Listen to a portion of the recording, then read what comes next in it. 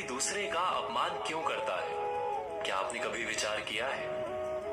वैसे तो हम भी बिना कारण बहुतों का अपमान करते हैं। हमारा अपना अपमान भी बहुत बार होता है।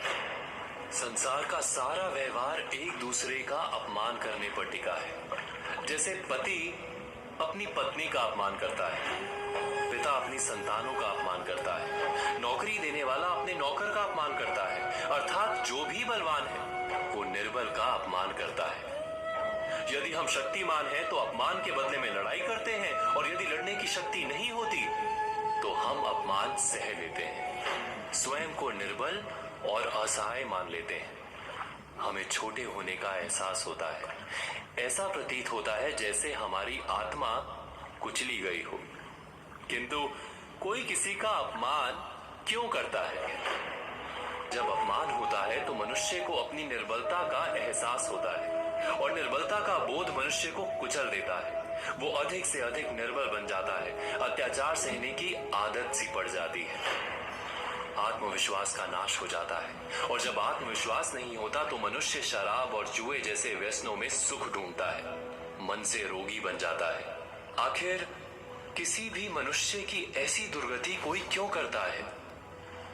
अपमान करने वाला वास्तव में क्या सिद्ध करना चाहता है?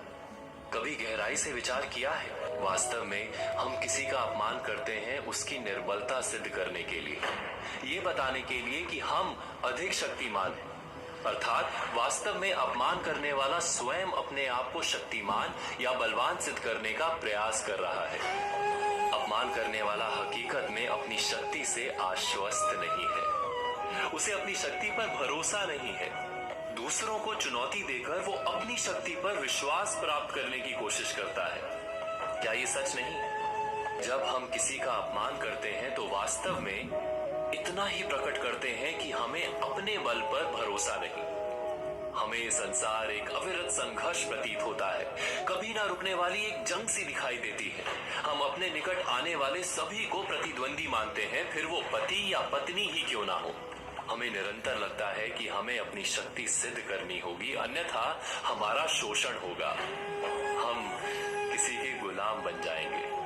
किंतु क्या हमने कभी विचार किया है कि दूसरों को प्रतिद्वंदी अर्थात दुश्मन मानने के बदले कलीग मान लें, हमारी सहायता करने वाले सहयोगी मान लें, अर्थात दूसरे व्यक्ति को प्रेम करें तो उसका अपमान करना आवश्यक ही नहीं होगा। किंतु प्रेम करने के लिए आत्मविश्वास आवश्यक है। जिसे अपनी शक्ति पर विश्वास नहीं, वो प्रेम कर ही नहीं सकता। अर्थात जिसका हृदय आत्मविश्वास से भरा होता है, ना वो अपमान करता है, ना अपमान को स्वीकार करता